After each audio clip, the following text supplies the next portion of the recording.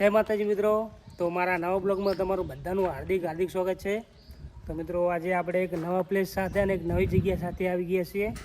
મિત્રો તમને જગ્યા જોઈને એવી મજા આવશે ને કે જગ્યા એટલી પણ સરસ મજાની છે અને કુદરતી સૌંદર્ય પણ સરસ છે। તો મિત્રો આપણે આજે આવી ગયા છીએ, તમે પાછળ જોઈ શકો છો ભીમની ગુફા।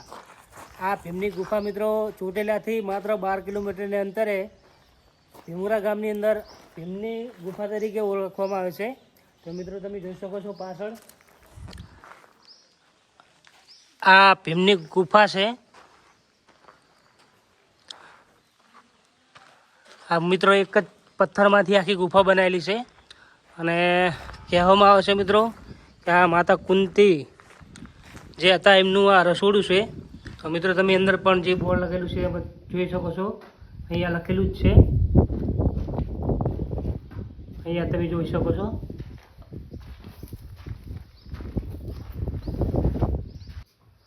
જો મિત્રો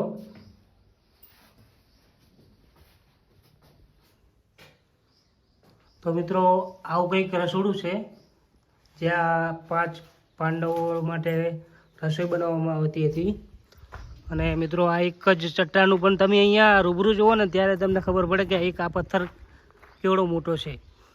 મિત્રો જોઈ શકો છો અહીંથી છેક આ એક આખા પથ્થરમાં આ બનાવેલી છે ગુફા। અને મિત્રો હજુ પણ એવા અંદર અલગ અલગ જોવાલાયક સ્થળો છે જ્યાં ભીમની આગળીઓની નિશાની છે, આ ભીમે પથ્થર ઉચક્યો હતો તે બધું આપણે આગળ બતાવીએ વિડીયોમાં।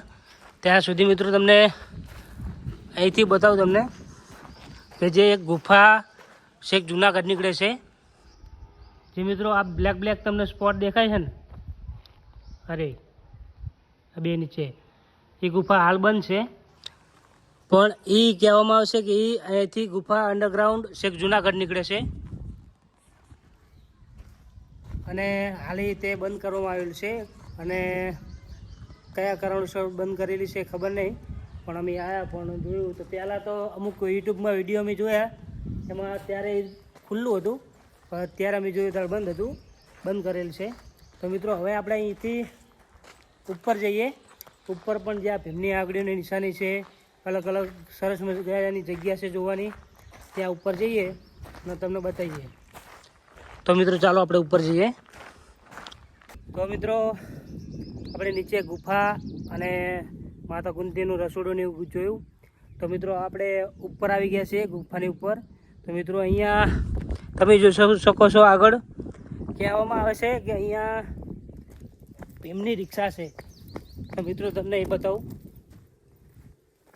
તો મિત્રો તમે જોઈ શકો છો આ એવી જ દેખાય જે અત્યારે હાલની રિક્ષા હોય।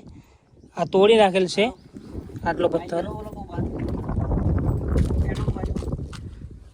અને તમે જોઈ શકો છો અહીંયા આગળનો ભાગ હોય એવું, પાછળ અહીંયા બેસ એવી જગ્યા હોય જે માણસો બેસાડીએ એવી આ સીટ, ઉપરનું વુડ, આગળનો કાચવાળો ભાગ, એ રીતનું કહેવામાં આવે છે કે આ ભીમની ગુફા રિક્ષા છે। તો મિત્રો આ રિક્ષા હતી અને આપણે જઈએ ભીમની કુકરી જોડે જ્યાં ભીમની આગળીઓની નિશાની છે અને એ પણ તમને બતાવીએ, અને બસ પછી આગળ જઈએ બીજું શું શું જોવાલાયક છે એ બતાવશું। તો ચાલો મિત્રો જઈએ કુકરી જોડે।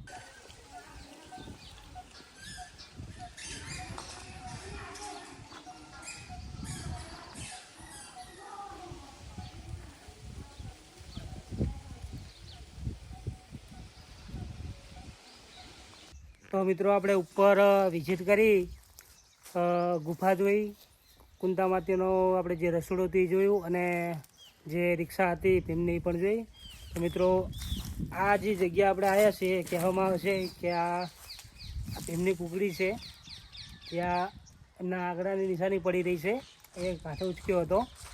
તો મિત્રો તમને નજીકથી દેખાડું, જે આ નિશાન મિત્રો દેખાય છે ને, આ એક આ એ ભીમના આંગળાની નિશાની છે।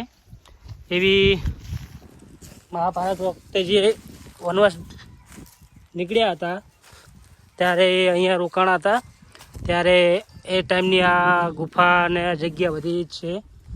મિત્રો તમે જોઈ શકો છો અહીંયાથી એક આ નિશાની, એક અહીંયા 3 અને આ અંગૂઠાની નિશાની છે અને 4 આંગળા અહીંયા 1 2 3 4 અને અંગૂઠાની નિશાની.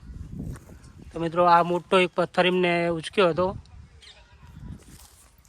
તો મિત્રો બધી આપણે જે જોવાલાયક જગ્યા હતી બધી એક્સપ્લોર કરી નાખી છે. જે જોવાલાયક હતું એ તમને દેખાડી દીધું. તો મિત્રો તમને વિડીયોમાં મજા આવી હોય તો અમારા વિડીયોને લાઈક કરો, શેર કરો અને કોમેન્ટ કરો. અને મિત્રો અમારી ચેનલે ફૂલ સપોર્ટ કરજો. તો મિત્રો થોડી ડાઉનમાં ચાલી રહી છે એટલે સપોર્ટ કરાવવા વિનંતી. તો મિત્રો ચાલો મળીએ નવા એક બ્લોગમાં.